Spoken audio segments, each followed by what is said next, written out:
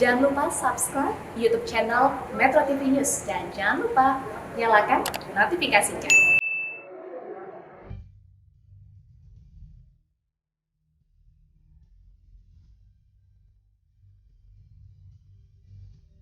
Selamat pagi pemirsa, pemilu berkualitas membutuhkan penyelenggara yang memiliki integritas tinggi. Integritas saja tidak cukup, penyelenggara pemilu juga harus punya nyali yang tinggi.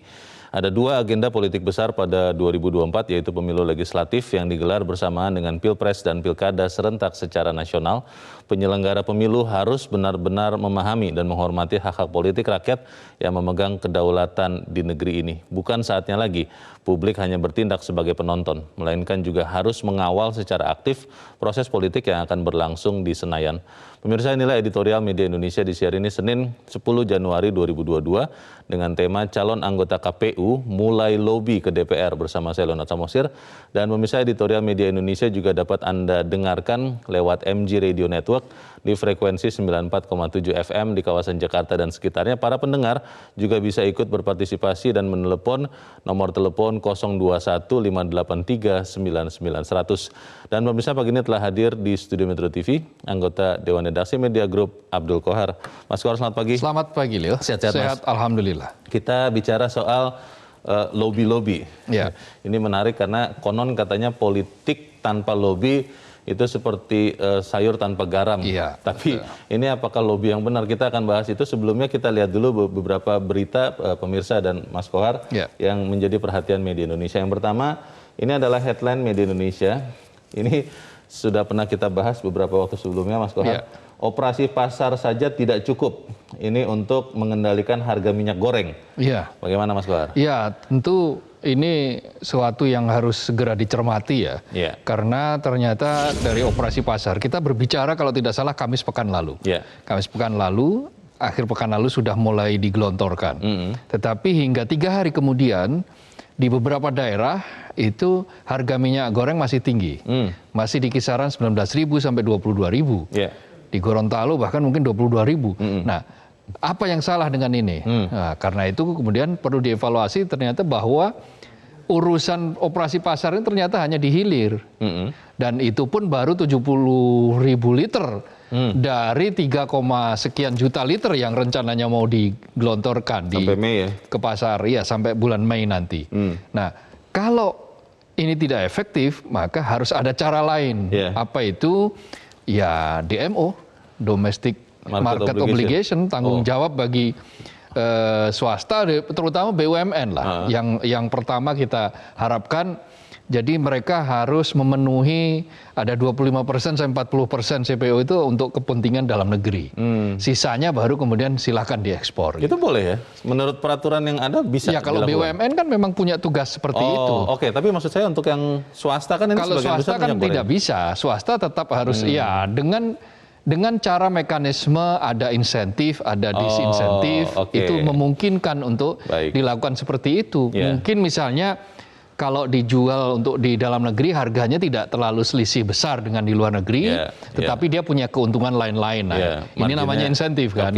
Marginnya jangan terlalu banyak begitu ya. Betul. Karena toh dengan volume ya masih untungnya banyak. Ya, kita himbau semoga kemudian para pengusaha minyak goreng juga bisa memikirkan ini ya. Kita ke berita selanjutnya masih dari halaman 1, ini terkait dengan korupsi. Penangkapan Rahmat Effendi jauh dari kepentingan politik. Nah ini ada yang mengatakan bahwa ini sebenarnya diincar ini. Ini yang mengatakan Ketua DPD Partai Golkar Kota Bekasi, Ade Puspitasari. Yang kebetulan putri dari Rahmat Effendi ya. Oh, anaknya. Jadi itu yang kemudian menyebabkan Ketua KPK itu menyatakan bahwa tidak ada kepentingan politik itu. KPK tidak berpolitik. Dia mengatakan bahwa ya wajar kalau seorang anak membela orang tuanya. Tapi apa yang dilakukan oleh KPK sudah berdasarkan bukti-bukti. Paling tidak kan yang namanya operasi, kalau operasi tangkap tangan, itu memang agak susah dihindari karena buktinya jelas ada di depan mata. Tidak bisa dielakkan ya? Nggak bisa dielakkan. Ada uangnya di situ? Mau urusan ini apa, kepentingan apa. Tetapi kalau begitu operasi tangkap tangan dan terbukti ada dugaan transaksi di situ ya jelas itu menjadi ranah KPK untuk melakukan penindakan. Ya, dan kita himbau ya sudah memberikan pernyataan tidak usah lagi ditanggapi ya seharusnya ya. Ya nanti tinggal penyidikan seperti apa, lalu di pengadilan nanti bagaimana, ya biarlah itu menjadi domain di pengadilan nanti. Kalau mau mengatakan itu mau diincar dan seterusnya ya silahkan, bukti dilawan dengan bukti kan kira-kira begitu. KPK fokus saja menyelesaikan perkaranya. Kita tinggalkan itu, kita ke halaman 2 pemirsa Mas Kohar. Ini terkait dengan COVID-19, vaksinasi saja tidak cukup untuk menghindari Omikron. Nah ini kelihatannya ya Mas Kohar, belakangan ini saya lihat di banyak tempat itu orang banyak yang bersikap bahwa COVID sudah tidak ada, sudah tidak pakai masker, Mas. Bagaimana, Mas? Iya betul, apalagi di beberapa titik sekarang, di Jakarta saja lah misalnya, sekarang kan sudah ada pembelajaran tatap muka, 100% malah. Full ya? Full. Dan itu pasti tidak mungkin untuk bisa menjaga jarak tuh, karena ruang kelas kan terbatas. Olahraga tidak boleh melakukan olahraga dengan cara yang bersentuhan, latihan-latihan saja boleh. Tetapi pasti akan ada masa-masa di mana misalnya ketika istirahat terjadi kerumunan. Lalu anak kemudian tidak akan cukup kuat untuk memakai masker sampai berjam-jam. Anak SMP misalnya, nah, dia pasti akan sesekali, beberapa kali, bukan sesekali lagi, beberapa kali, sering dia akan buka masker. Nah, ini yang menjadi titik masuk kita khawatirkan. Karena itu kita bekerja sama lah dengan semua stakeholder di level pusat maupun daerah agar betul-betul hati-hati ini. Betul bahwa Omikron ini dari sisi keparahan dianggap tidak separah varian Delta. Tetapi kan apapun namanya, kalau selama virus ini tidak kita kenali secara baik 100%, siapa yang bisa menggaransi kan? Nah itu dia, dan mungkin terkait dengan pembelajaran karena Mas Kohar sudah bahas, ya Menteri Pendidikan dan sampai ke jajaran dinas itu harus benar-benar fokus ya. Kalau misalnya ada kasus, ya jangan kemudian ditutup-tutupi, langsung dihentikan dulu pembelajaran tatap muka itu. Kan bahkan ada rencana kalau begitu ada kasus 15 hari kan, di stop dulu, dikembalikan kepada mekanisme daring. Mekanisme ini harus betul-betul jalan, bisa dilaksanakan. Ini karena bagian dari 3T tadi kan, testing, tracing, kemudian treatment. Nah treatmentnya ya 15 hari di stop misalnya. Jadi supaya jangan ada aturan yang kemudian dilepaskan begitu saja tidak dikontrol sama sekali. Kita harapkan kita semua patuh terhadap protokol kesehatan karena COVID ini masih ada pemirsa. Kita ke editorial Mas Kohar, calon anggota KPU mulai lobby ke DPR. Pertanyaannya adalah begini, memang lobby itu memang dibutuhkan, harus dilobi supaya kemudian mereka calon ini menjadi anggota terpilih, atau memang sebenarnya tidak usah? Di dalam politik itu lobby itu kan biasa. Tetapi kan ini ada garis yang tidak boleh dilewati ya.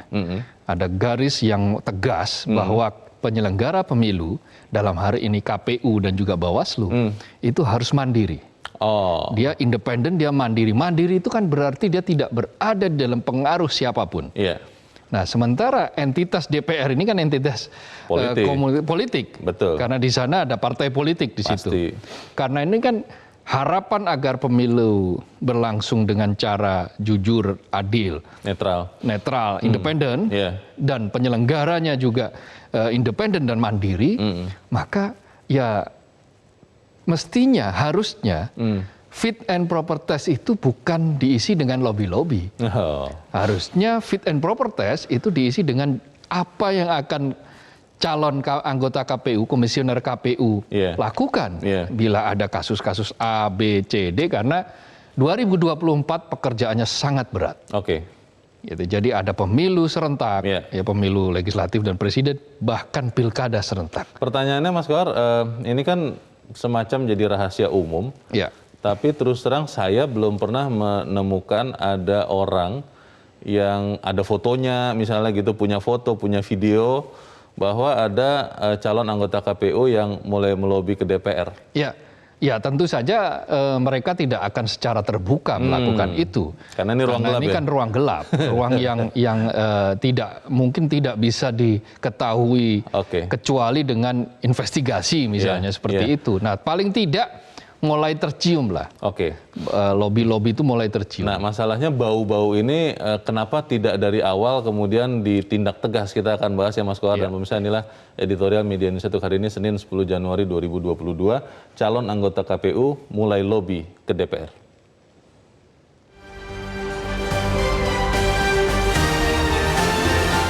Calon anggota KPU mulai lobi ke DPR.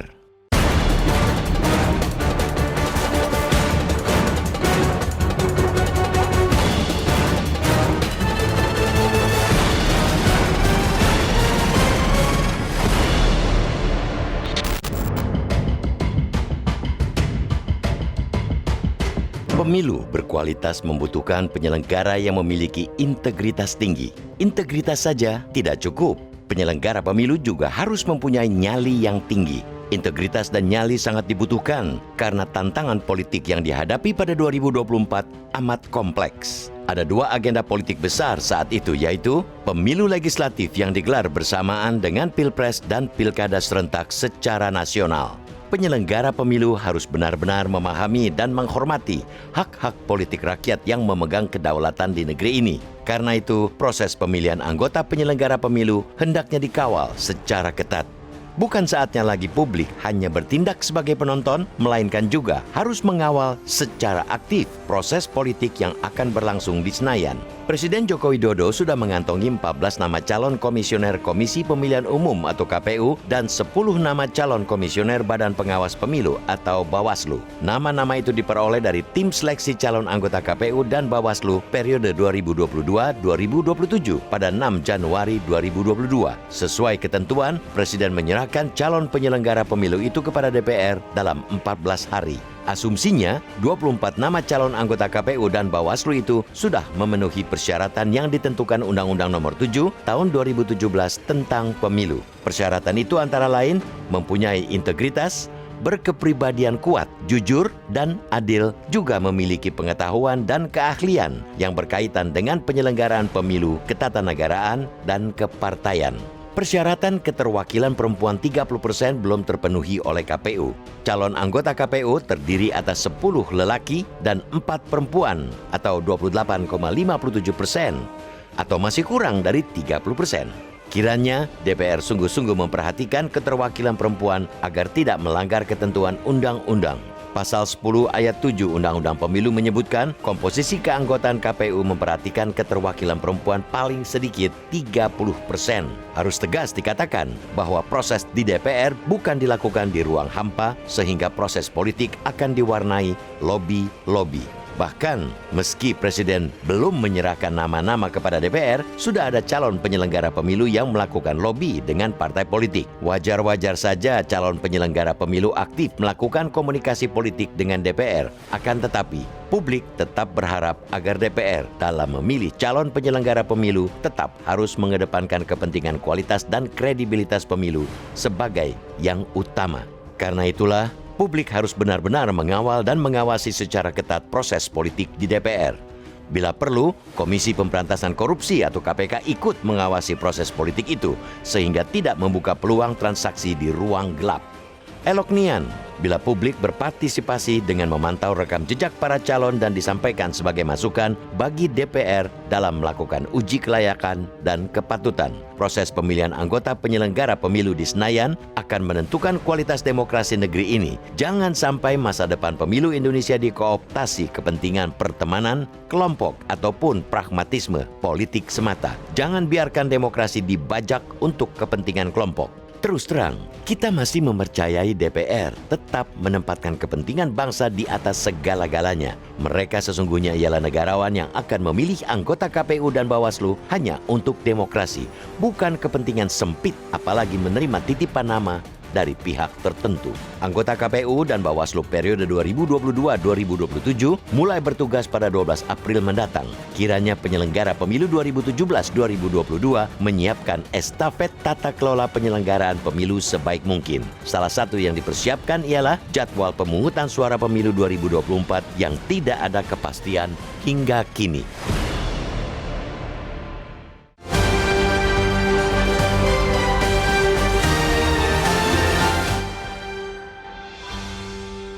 Anda bisa ikut menyatakan pendapat Anda di bagian berikut selepas jeda. Pemirsa, untuk saat ini tetaplah bersama kami.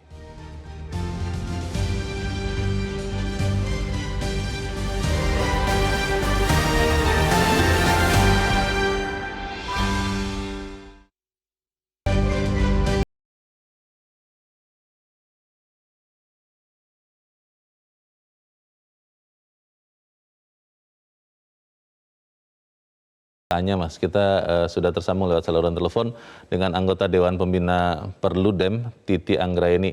Mbak Titi, selamat pagi. Selamat pagi Bang Leo, selamat pagi Pak Kohar, salam sehat. Pagi Mbak Titi. Salam sehat Mbak Titi. Ini kita sehat, cuman kelihatannya jangan-jangan KPU mulai kurang sehat nih. Kalau kemudian ada calon anggota KPU yang mulai lobby ke DPR. Pertanyaan pertama saya sebagai orang yang sangat dekat dengan hal-hal dengan pemilu, apakah Mbak Titi juga dengar ada si Anu melobi si itu di DPR, Mbak Titi? Iya, praktek lobby-lobby ini sudah jadi rahasia umum ya. Bahkan dalam beberapa pemberitaan media ada pernyataan menjadi proses yang tidak terhindarkan. Karena anggapan bahwa proses di DPR itu adalah proses politik. Makanya suka ada yang menyatakan begini, kalau gugur di timsel itu artinya gugur karena kapasitas. Tapi kalau gugur di DPR itu karena persoalan politik, tidak ada hubungannya dengan kapasitas dan integritas. Nah ini yang kemudian harus betul-betul kita ingatkan terus ya kepada baik teman-teman di DPR maupun peserta seleksi. Ini praktik yang sudah lama berlangsung. Hampir tidak mungkin itu calon anggota KPU Bawaslu istilahnya bahasa tanda kutipnya ya, tidak sowan. Nah permasalahannya kan pembicaraan itu soal apa dan apakah kemudian itu dalam ruang-ruang yang terbuka, transparan dan akuntabel atau dalam ruang-ruang yang sebaliknya begitu. Nah ini yang memang saya suka sekali ya editorial media Indonesia mengangkat ini karena lagi-lagi partai politik itu dalam banyak pemberitaan kan menyatakan mencari anggota KPU Bawaslu seorang wasit yang adil. Kalau mau mereka kerja adil di 2024, maka proses seleksi dan rekrutmennya juga harus adil.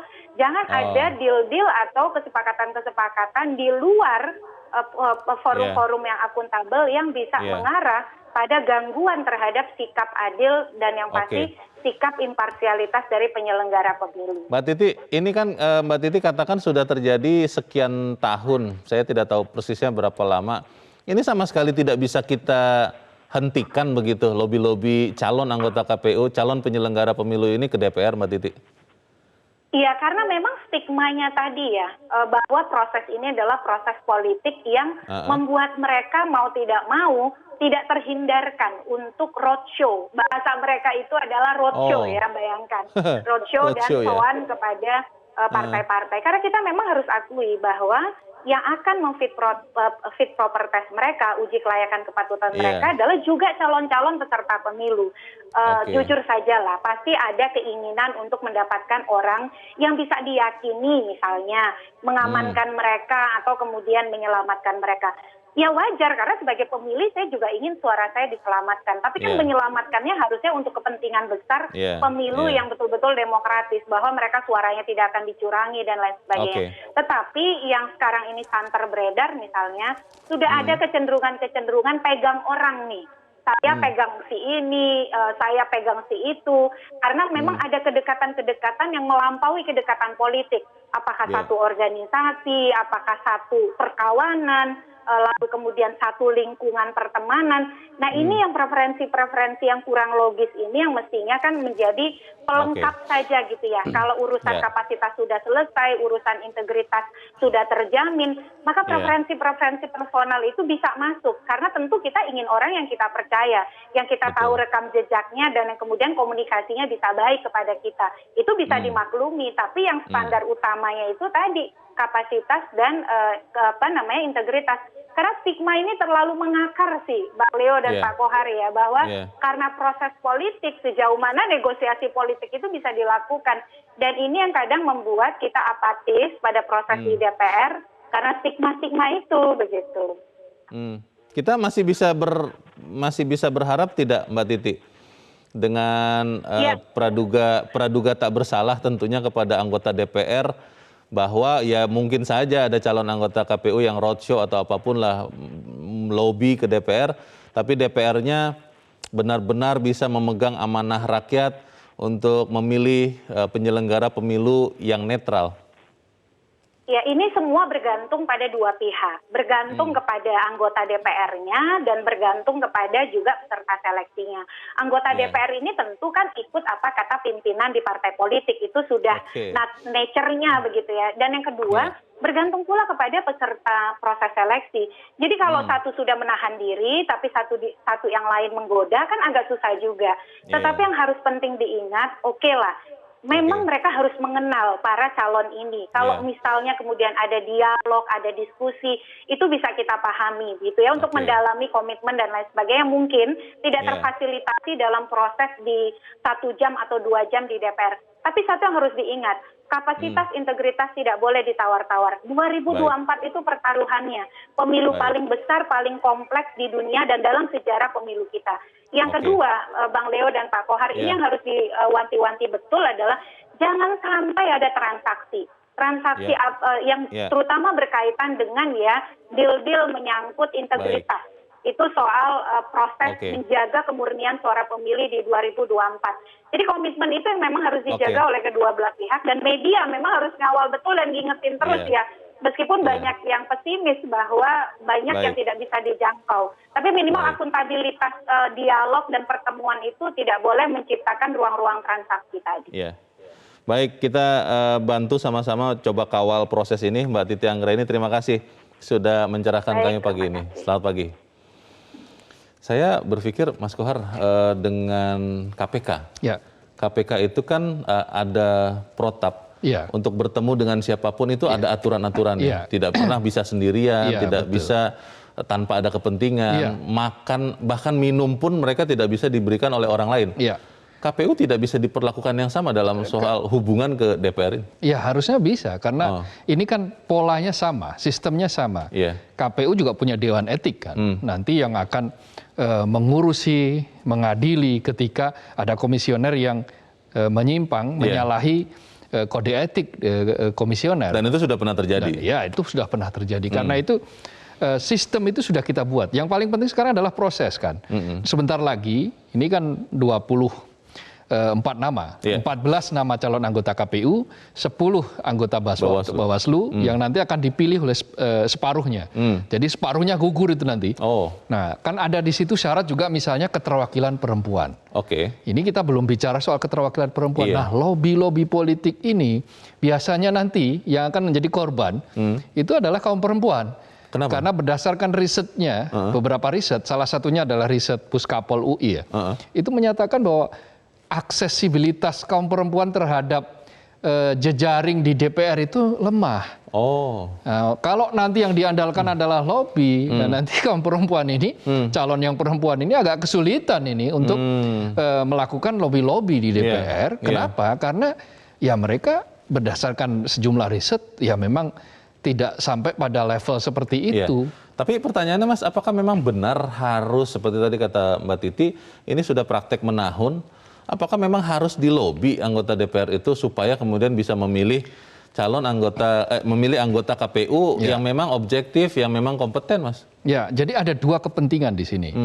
Satu kepentingan calon anggota KPU, apa kepentingannya? Supaya dia terpilih. Supaya terpilih. Nah, maka dia akan melobi. DPR juga punya kepentingan. Supaya ada orangnya. Supaya ada cantolan ke KPU buat partai politiknya. Ada orangnya dalam tanda petik. Orang dalam lah, kira-kira begitu. Nah, orang dalam. Nah, dua kepentingan ini bersatu, bertemu, maka siapa yang nanti akan dikorbankan? Ya masyarakat, rakyat. Nah, demokrasi kita akan dikorbankan. Kenapa? Karena penyelenggara pemilunya tidak kredibel, tidak punya integritas, bisa dilobi, bisa diarahkan ke sana kemari. Karena itu demokrasi kita membutuhkan trust, membutuhkan kepercayaan. Nah, salah satu untuk memulihkan kepercayaan itu adalah penyelenggara pemilu yang betul-betul independen dan mandiri. Itu yang harus kita tegakkan. Nah, itu menjadi komitmen bersama, bukan hanya komitmen salah satu pihak. Memang mekanisme kita ini masih selalu trial and error ya. Trial and error. Mestinya kayak lembaga seperti kayak KPU itu ditentukan saja oleh panitia seleksi. Pertanyaannya Mas Kohar, apakah himbauan seperti kita lakukan ini cukup? Karena jujur saya sih kurang percaya Mas. Tapi kita harus jeda dahulu dan pemirsa tetap bersama kami, Editorial Media Indonesia segera kembali.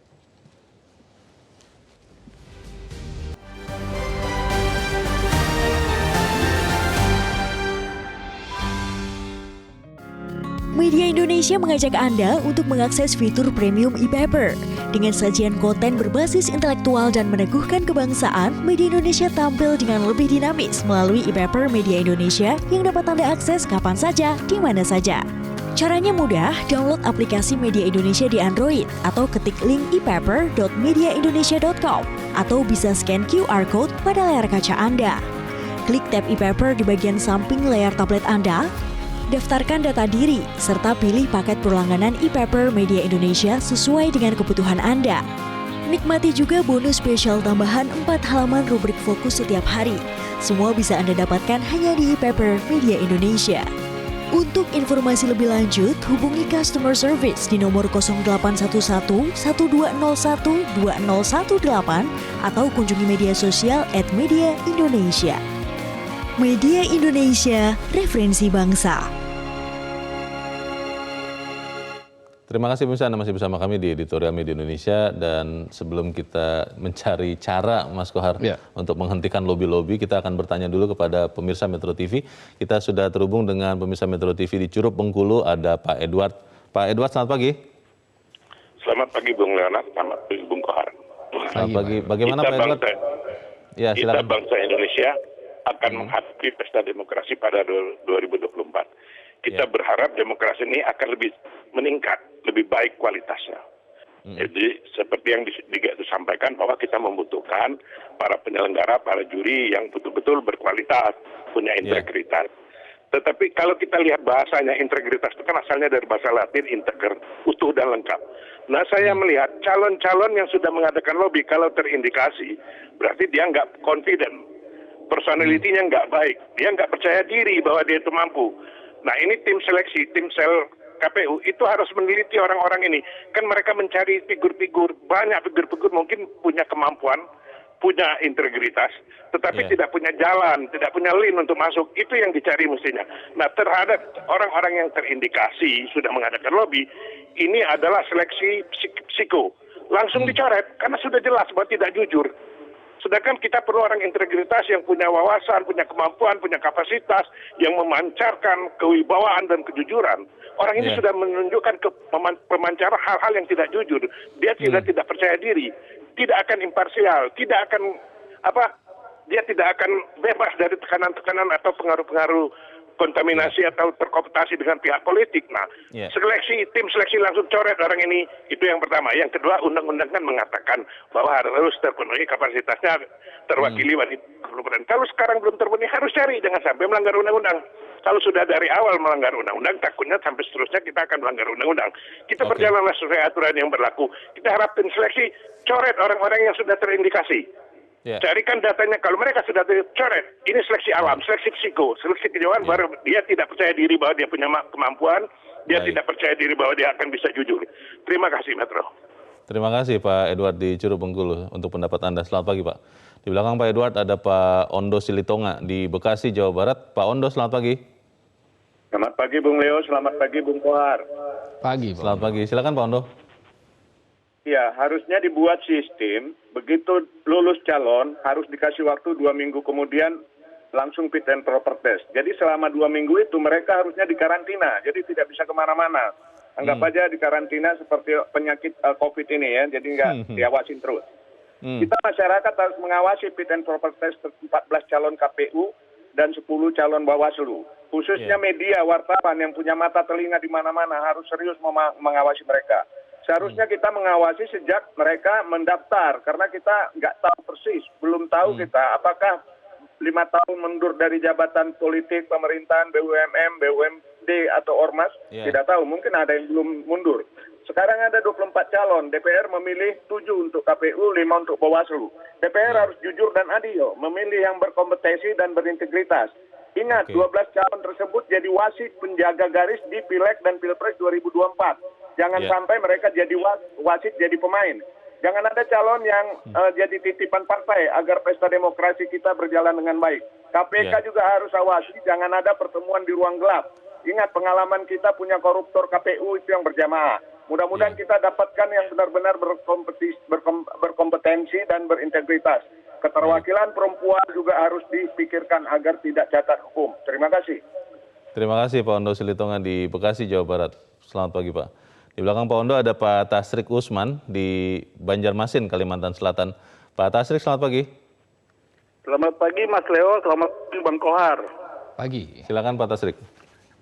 Ya, melihat fenomena calon-calon anggota KPU yang melobi ke DPR, itu karena memang undang-undangnya fit and proper test dilakukan di lembaga politik di DPR, sangat sulit terhindar. Karena seperti Bang Kohar bilang tadi, baik calon anggota KPU punya kepentingan dia bisa lolos, sementara anggota-anggota DPR yang menjadi peserta pemilu itu, dia juga ingin punya cantolan orang di KPU. Nah, jadi sebaiknya ke depan perlu negara ini memikirkan undang-undangnya dirubah. Yang mengangkat anggota KPU cukup lembaga independen terdiri dari para pakar, supaya dia tidak terhutang budi kepada DPR-nya. Yang kedua, walaupun ini masih harus dijalani, kemudian 2024 kita punya agenda besar, yaitu pemilihan presiden dan anggota DPR secara bersamaan, dan kebetulan juga ada pemilihan pilkada yang serentak, maka kita berharap anggota-anggota DPR ini yang nanti menyeleksi ini benar-benar menyeleksi itu berdasarkan kualitas dan kapasitas menjadi anggota KPU yang adil, yang jujur. Jangan sampai nanti KPU tidak adil dan tidak jujur. Itu yang kita harapkan. Terima kasih. Terima kasih Pak Tasrik Usman di Banjarmasin, Kalimantan Selatan. Jujur dan adil katanya Mas Kohar. Ya. Kita masih ada pemirsa Metro TV di Batam, Kepulauan Riau. Pak John Veto. Pak John, selamat pagi. Selamat pagi Bung Leo, selamat pagi Bang Kohar. Saya ketawa dengan apa yang kita bahas ini ya. Calon anggota KPU mulai lobby DPR. Jadi ini sangat berbahaya, sangat riskan. Karena kita ada pengalaman ya. Tuh pemilu yang kemarin tuh kan banyak korban itu, banyak yang meninggal di KPPS-nya. Dia ada agenda besar, ya. Ada 3 agenda besar yang akan ada KPU ke depan, ya, Pilpres, Pileg dan Pilkada. Ini betul-betul orangnya betul-betul orang yang kata Bang Kohar tadi punya nyali dan punya integritas tinggi. Tapi awal-awal kalau ada yang melobi ini kan tidak punya nyali orang, tidak punya percaya diri. Jadi gini aja, tim seleksinya ini harus jangan-jangan tim seleksi sudah masuk angin juga, Bang Kohar, ya, pangselnya ini, ya. Ini yang paling pentingnya pangselnya ini. Ya?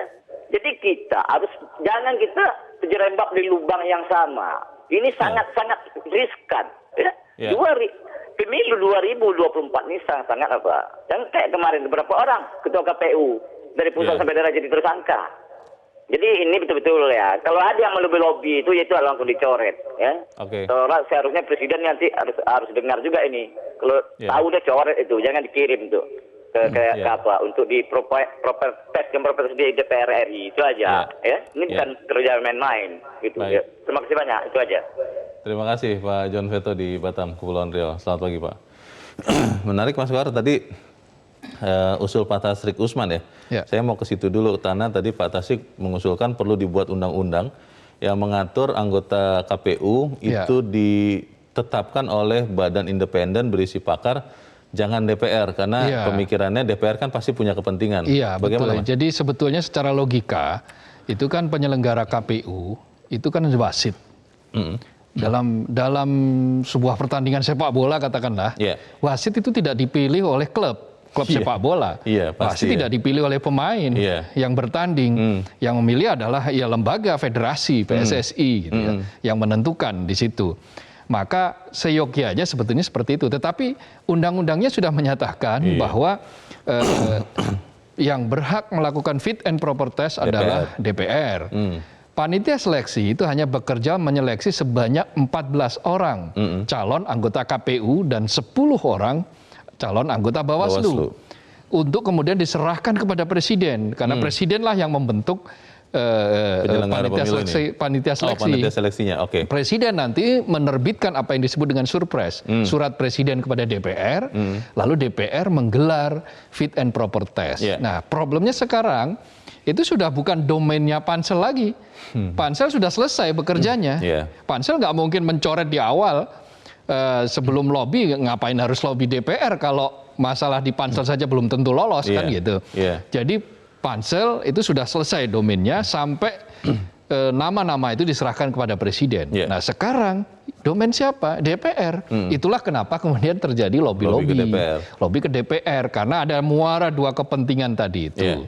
Nah yang perlu kita hindari sekarang adalah jangan sampai kasus demi kasus yang pernah menimpa KPU itu terulang lagi. Yang terakhir kan kita tahu kasus ada anggota DPR yang karena punya investasi dia, punya cantolan investasi politik ya. Investasi politik. Maka kemudian kan bermasalah di KPU. KPU-nya kemudian terbukti melakukan kong kali kong dengan sang anggota DPR, lalu kemudian sang anggota DPR sekarang buron kan misalnya gitu. Jadi belum hilang, belum jelas. Nah, hal-hal semacam ini terjadi kenapa? Karena ada tadi itu. Ada investasi dalam tanda kutip tadi kalau dalam dunia bisnis itu, ya itu apa? Lobby-lobby tadi itu.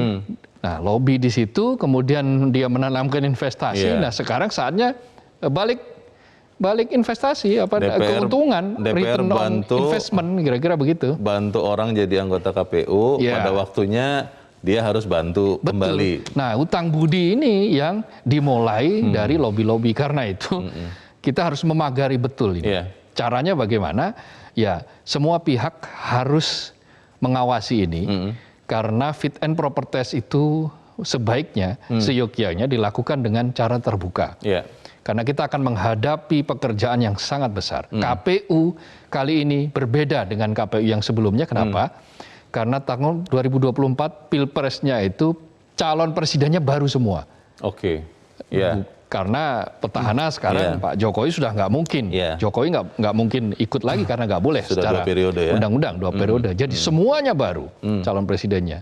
Lalu ya pasti pemilihan legislatif dengan tingkat kerumitan. Sampai sekarang kita belum tahu jadwal pemilunya bagaimana, kapan. Sementara proses harus sudah mulai nanti pertengahan tahun ini.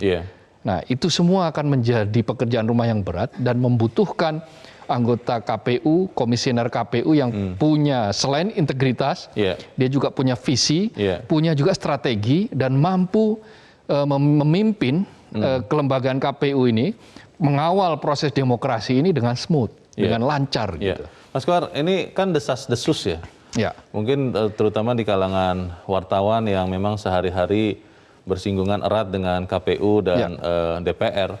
Itu sudah beredar nama-nama. Si A melobi anggota DPR B dan demikian sebaliknya. Nah ini kan hanya nama-nama yang didesas-desuskan, tapi tidak ada bukti kuat.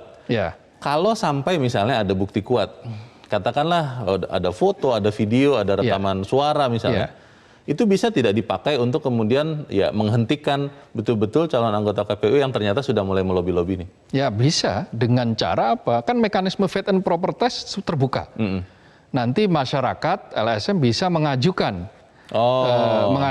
keberatan, bisa menyampaikan ini si A, calon A ini sudah melakukan apa saja, ada riwayat apa saja, dilakukan penyelidikan. Dan kalau kemudian terbukti di situ ada transaksi, maka ya bisa masuk ranah penegakan hukum. Tapi kemungkinan besar tidak akan ada itu ya bukti-bukti itu ya, karena pasti melakukannya dengan sangat rahasia, lobby-lobby ini begitu kan? Ya KPK selama ini kan menjerat OTT itu kan dengan sesuatu yang kita anggap tidak bisa.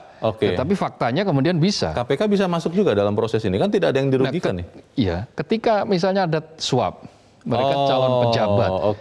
Kemudian DPR menerima suap. DPR kan pejabat negara. Ya bisa saja. Bisa juga ya. Bisa. Tapi selain itu Mas, ini kan kemungkinannya mungkin kecil ya untuk bisa terjadi. Apa yang bisa kita lakukan untuk membuat lobby-lobby calon anggota KPU ini tidak terjadi begitu dengan oknum anggota DPR? Ya karena itu fit and proper test-nya harus dipastikan berlangsung terbuka.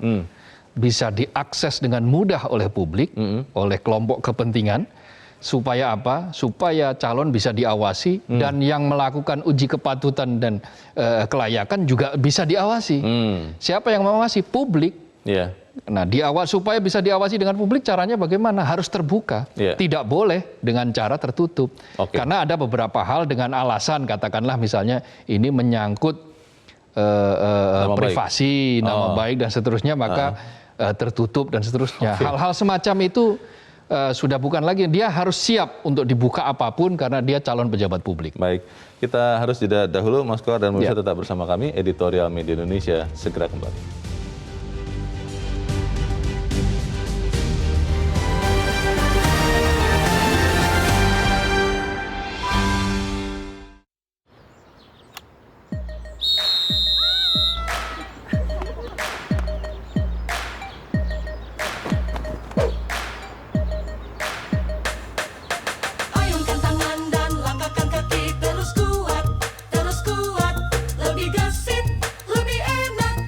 Platinum, gak cuma tinggi kalsium, tapi juga tinggi protein. Buat kami, kuat dan gesit sampai nanti-nanti. Hilo, lebih gesit, lebih enak. Media Indonesia, lebih dari sekadar surat kabar. Hadir melalui beragam platform, cetak, e-paper, dan online. Dengan program di media sosial yang kuat dalam konten. Dan pengembangan bisnis yang terarah.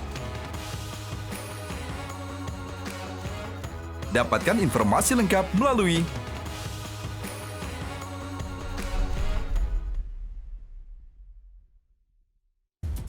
Hot Room setiap Rabu jam 9:30 malam.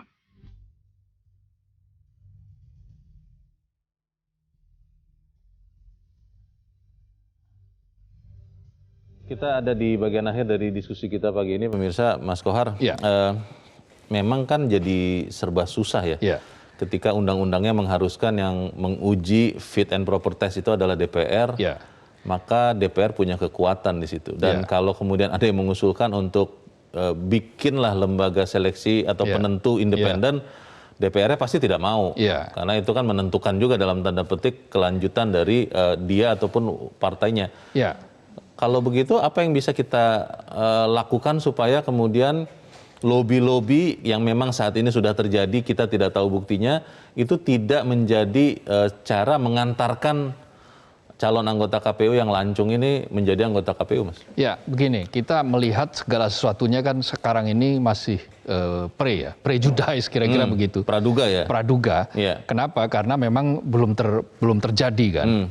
Kita akan lihat nanti bagaimana di proses fit and proper test. Itulah kenapa dari tadi saya katakan bahwa ada garansi fit and proper test dilakukan secara terbuka. Terbuka itu maksudnya kita bisa lihat, kita bisa disiarkan secara langsung, mungkin melalui live streaming, platform-platform bisa diakses. Dan itu peraturan membolehkan ya? Memang membolehkan.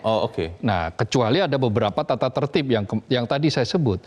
Misalnya untuk hal-hal yang menyangkut privasi, disebut-sebut privasi. Tetapi itu jangan sampai justru kemudian menjadi celah untuk bermain di ruang gelap. Berlindung di situ nanti. Berlindung di balik itu, kemudian dilakukan secara tertutup sebagian besar, lalu sebagian kecilnya terbuka hanya untuk memenuhi syarat. Jadi yang dimaksud terbuka di sini adalah harus benar-benar terbuka dan memang untuk memenuhi kaidah keterbukaan. Supaya apa? Supaya tadi itu dugaan misalnya si A pegang A, B pegang B, dan seterusnya itu bisa dihindari, bisa juga kemudian diterbantahkan. Bukan kita tidak percaya, bukan. Ini bagian dari mekanisme checks and balances. Kalau pemerintah yang mengawasi DPR, nah kalau kemudian DPR memilih wasit pemilu, maka siapa yang mengawasi? Ya publik. Nah, pengawasan publik ini bisa dilakukan melalui media dan banyak akses, banyak jalan. Yang penting adalah aturannya dibuat terbuka. Apakah ini bisa dilakukan, Mas Kohar? Karena tadi Mbak Titi Anggreni, Mas Kohar juga mengatakan ini sesuatu yang sudah terjadi tahunan, mungkin puluhan tahun, jangan-jangan. Apakah bisa kemudian kita potong lobby-lobby ini menjelang pemilu 2024? Ya, lobby-lobby itu pasti akan terjadi karena tadi proses politik yang tidak bisa dihindari ya. Dari 2 tahun dari pemilu awal itu memang sudah terjadi hal-hal seperti itu. Tetapi yang bisa kita minimize adalah kalau fit and proper test dilakukan secara terbuka, maka akan ada suara yang berbeda. Katakanlah misalnya begini, ada anggota dari partai A, dia mengunci calon A ini harus jadi. Maka partai B yang tidak terima, yang mungkin mencurigai bahwa partai A ini mengunci calon A, nah, dia akan terus mencecar calon A ini. Benar-benar menguji. Dia akan menguji dan dia akan mencari bukti. Begitu juga sebaliknya. Jadi proses checks and balances akan terjadi di antara partai-partai politik ini. Yang paling penting adalah bagaimana publik bisa mengetahui. Jadi nanti secara logika, secara aturan, mana yang layak bisa diketahui juga oleh publik. Kalau terjadi banyak sekali kejanggalan-kejanggalan, maka di situ harus ada mulai penyelidikan. Siapa, apakah betul bahwa si A melakukan ini dan seterusnya. Kenapa? Karena memang proses politik ini ya apapun harus kita lalui. Pemilu akan digelar 2024. Kita tidak cukup punya waktu yang panjang. Waktunya sangat pendek untuk sebuah proses demokrasi yang sangat berat ini, sangat besar ini. Karena itu agar ini semua berjalan lancar, maka ya kita mengharapkanlah DPR untuk mengikuti kemauan publik supaya apa? Dengan menyelenggarakan fit and proper test secara terbuka. Agar prejudice tadi itu, prasangka, praduga atau dugaan yang banyak muncul di berbagai kalangan itu bisa terbantahkan. Pertanyaan berikutnya Mas Kohar, kalau memang kemudian tadi kita kan berpikirnya yang harus mengawasi proses ini adalah rakyat ya. Apa iya rakyat Indonesia sekarang itu benar-benar mau punya usaha untuk mengawasi seksama karena konon katanya orang Indonesia ini kan agak-agak malas berproses, hanya ingin tahu di ujungnya saja. Apakah benar nanti ada yang benar-benar mengawasi jalannya fit and proper test ini, lalu ketika ada informasi kuat bahwa ternyata ada lobby-lobby, itu bisa menggugurkan calon anggota KPU, apa benar bisa kejadian seperti itu Mas Kohar? Bung Leo, jadi dunia sudah berubah, teknologi sudah sangat maju, era digitalisasi sudah membuat nyaris tidak ada ruang-ruang yang tertutup sekarang. Semua diawasi dan masyarakat sekarang lagi gemar bersosial media, ingin eksis di sosial media. Apapun sekarang itu bisa diviralkan. Nah, pada saat titik tertentu ini menguntungkan. Menguntungkan bagi apa? Transparansi. Jadi ketika ada polisi misalnya, katakanlah polisi menolak laporan, kan tiba-tiba kemudian terbuka, viral di mana-mana. Ruang-ruang gelapnya makin sedikit ini ya. Ada anggota DPR di pesawat misalnya membentak pramugari dan seterusnya. Yang zaman dulu mungkin kita tidak akan tahu itu ya. Sekarang ruang-ruang gelap itu semakin berkurang. Ruang samar-samar itu semakin berkurang dengan apa? Dengan era digitalisasi, dengan media sosial. Nah, itu akan dipertarungkan di situ. Kalau dia membantah itu hoax itu. Misalnya dia mengatakan seperti itu, dia kan harus membuktikan bahwa itu hoax, bahwa video itu salah misalnya. Misalnya tiba-tiba ada video lobby-lobby, mereka yang tidak terima, wah saya kalah karena saya tidak punya akses.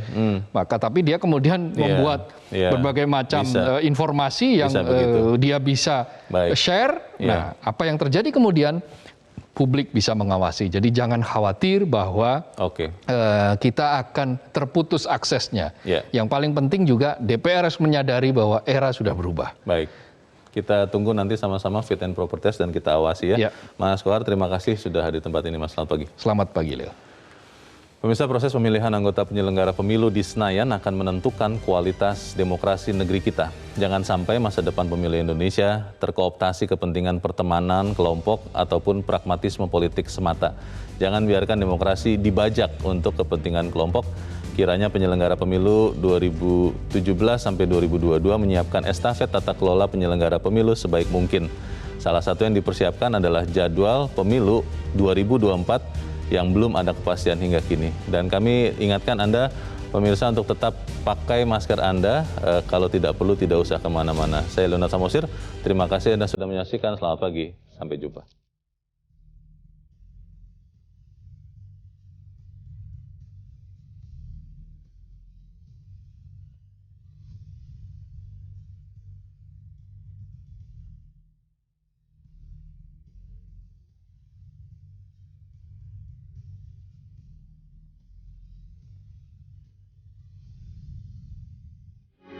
Metro TV.